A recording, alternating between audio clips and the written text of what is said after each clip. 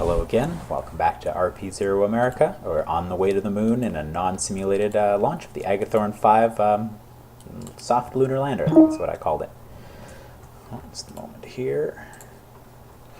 I'm on the way here. Let me brighten it up a bit. So I'm so close to the moon now that even I can see it. There you go in the distance, although, because that's the dark side that we're approaching, you can't see it.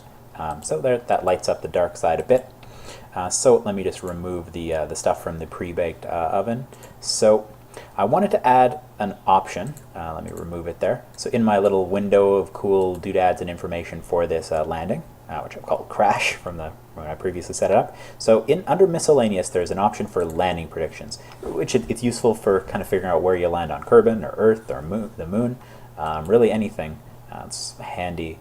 So if you tell it to show landing predictions, so if you see where this green line, or whatever the right color for that is, cyan, something, is where that impacts the moon. It's showing you where it will impact kind of the moon if the moon weren't going to move at all relative to us. But in practice, it's going to rotate a little bit between now and when we hit it in 18 hours. And so that spot of what you're currently seeing visually is where we will be, or things will be when we hit. So let us exercise a little control over that, because in practice, you do want to try to exercise some control over where you land. So let me just pop in a maneuver node here. Oh, nice! I actually got it further back. So I want it closer to where I actually am now, because the further in advance you make a maneuver, often the more kind of leverage you have. So I'm going to set it up for as far as I can that way. And when I was pre-baking it, I was fiddling with these, and seeing kind of what adjustments I will have to make in order to target it to hit this this black spot. Maybe it's called a Mara. I could be entirely wrong. I'm a generalist, but it's a lake of lava on the moon. And so here we go. In fact, because this is it's supposed to represent the real moon, that probably has a real name that I might end up looking up, or maybe one of you will be nice enough to look up for me and tell me. So now, by making just this little of adjustment, like I'm in the influence of I'm within the sphere of influence of the moon. So this isn't too far out. It wasn't this crazy difficult thing to plan. I'm actually able to move from where I was going to hit over there to here for a relatively modest amount of delta V in RSS, just 5 meters per second. So I'm going to, sky is rotating, just go with free. So I'm going to go point myself that way, make sure my engine is off, and get that hit. So there you can see the Earth in the distance. It's kind of partially obscured with clouds, and we're only seeing part of it, which is nice. Okay, so let's point, and it doesn't need to be super precise, which is nice because we're relatively close to the moon. So I think that's good enough. I'll point it, and I gave myself plenty of extra hydrazine, so I shouldn't really have much trouble here actually achieving this.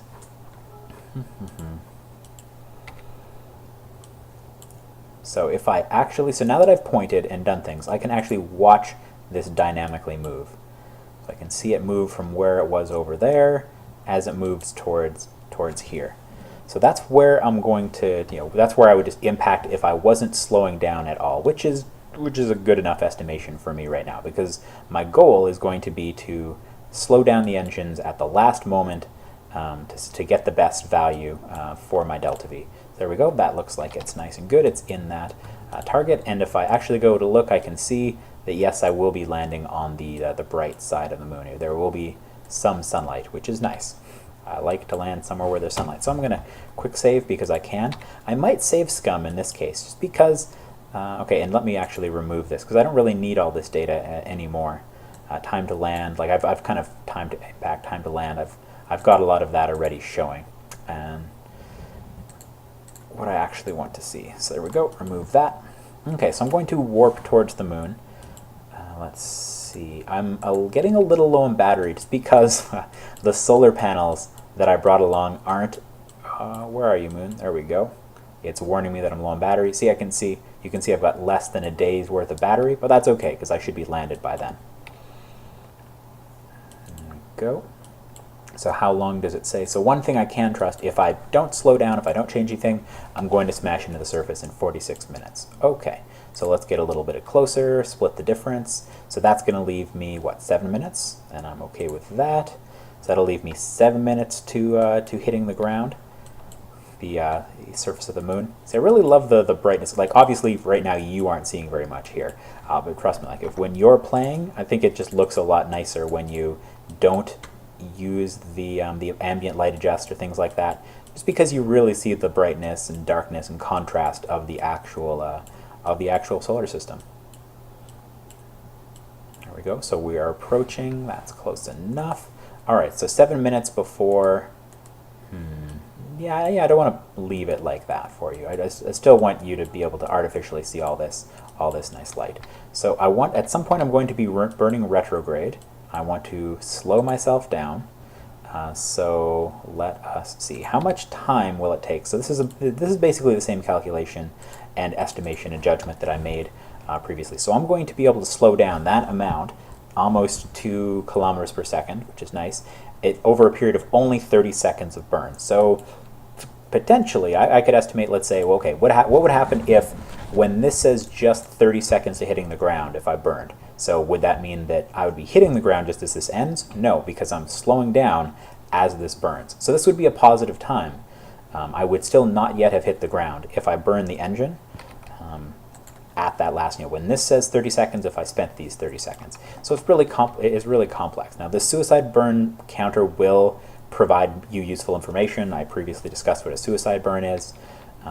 In this case, because I'm using 2 different engines to complete this out, and this the kind of RCSE engine of my final probe is not, it doesn't seem to be recognized by the calculation that's used for the suicide burn counter, so that won't be too useful for me. But really, I'll be keeping an eye on time to impact, just like I did previously. But I'm going to try to get more bang for my buck, because again, the faster you're moving, the closer to the surface you are when you spend that fuel, the more value you get for it. So, oh, I think I can actually see, is that, yeah, I think that's just cresting the horizon is the place that I want to smash into the ground. So I think from here on out, I should, oh, I don't want you to rotate.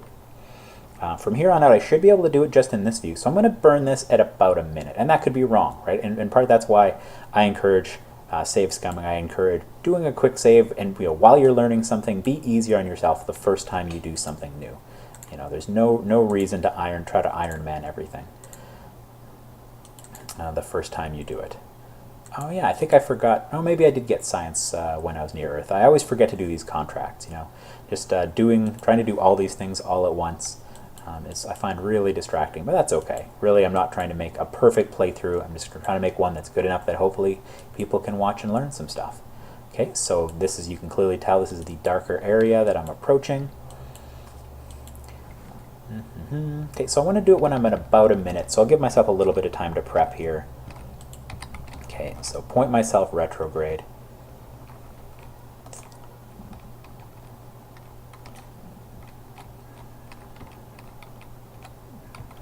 That's close enough for me. So it's at about a minute. Here, I'm going to actually aim.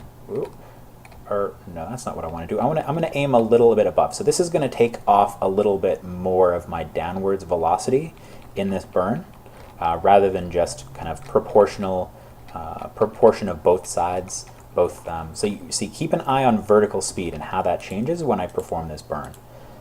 And I could do this like a few dozen different times in different ways and get different results. I also probably could have spent some of this hydrazine on the way down. That probably would have been a good idea. I might retain this for a little bit, but you can see really how that velocity is changing. See, if I was pointed directly retrograde, it would be behaving a bit differently than it is now. Same with these other numbers. I need to build a real lander or kind of do a narrated lunar landing with the Saturn V or something, because with that you can really see the value of these numbers, because you're using kind of true engines by the way that the game sees it, by the way that MechJeb thinks of things. Okay, so let's just take a little more data, transmit it back before we abandon this stage. So it's slowing me down a little bit. Like, you can see this is having a very small impact on my velocity. So I'm about 2 minutes away from smashing into the ground. Ooh, come on. a little under 2 minutes away from smashing into the ground. So like right now, if I burn sideways like this, I'm not going to have really any impact on my vertical speed. Whereas if I point down like this, more of my acceleration is going to address this vertical speed. In practice right now, it's not really noticeable because of this super small amount of oomph I'm getting from this hydrazine in here. So fair enough. So I'm going to shut that stage down.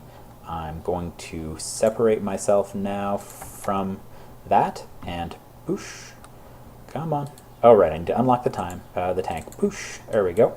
So now I can keep an eye on things. So see, I'm really addressing, having a substantial effect on that velocity when I burn like this. So right now, because I'm using this RCS, suicide burn counter is not going to have much of an idea. It's not really imagining that I'm actually accelerating because I'm using RCS.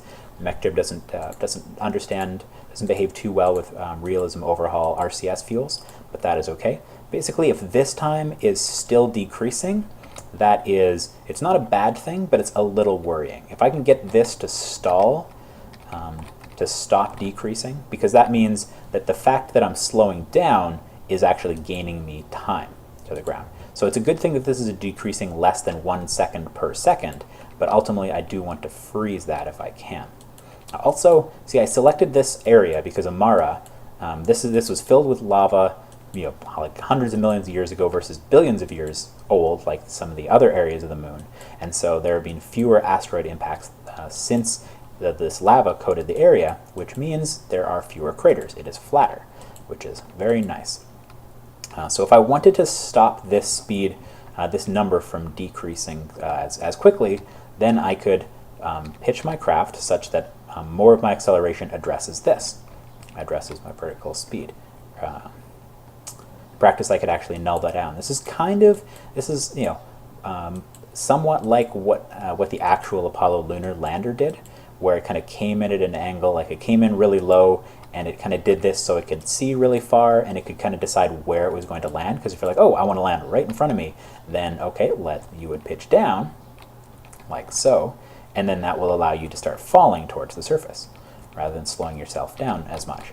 So by doing that, you can really control where you're going to land to a very substantial extent. And also, not just where you land, but when you land. Really, right? By pitching above like that, I'm buying myself time to allow me to actually spend this fuel. Because you could do kind of a quick back-of-the-envelope calculation to figure out how many seconds of fuel I have left in this, even though it's not displayed by any of the MechJib tools that I currently have open. It might be calculable, but I haven't seen it before. So getting closer to the ground, 20 seconds to impact. I'm moving way faster than I want to be when I hit the ground, obviously. And so I pitch a little like that because I want this time to stop decreasing so quickly. 19 seconds, that's not bad. If I can keep it around, say, above 15 seconds, like I'll be less worried. So that's good, right? So just kind of keep an eye, set yourself goals, have a little practice and experience, and you can kind of figure this out, what you're most comfortable with yourself. Another advantage of doing this, of coming fairly close to the ground and having kind of a good amount of force, means I'm closer to the surface when I'm spending this fuel, which means it gives me more bang for my buck, which is good. So I've slowed down very substantially, actually. So now I'm actually going to kind of pause. So you can see how this is really, because I'm moving so much slower, basically gravity is pulling me down now, and gravity is having the most substantial effect on my direction, or on my descent. So I'm 10 seconds from hitting the ground. See, I'm already picking up speed, so I want to kind of get retrograde to this and then oomph again. I don't need to pulse it though. The nice thing about RCS is I could throttle this down. I'm just kind of trying to get control of things.